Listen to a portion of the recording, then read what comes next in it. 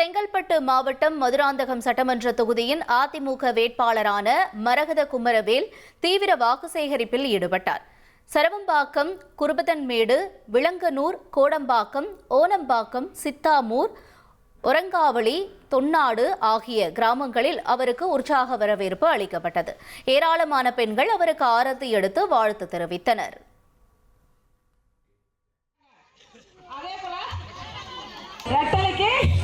ரெட்டலுக்கு ஓட்டு போடணும். தமிழ்நாடு பசுமையா இருக்கணுமா இல்ல சுடுகாடாக இருக்கணுமா? பசுமையா இருக்கணுமா சுடுகாடாக இருக்கணுமா?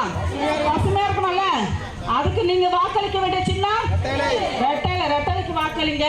அண்ணன் எடப்பாடியார் நம்மளை போன்ற ஒரு ஏழை எளிய விவசாய மகன் நம்மளை போன்ற அவர் எல்லாமே செய்வாரு.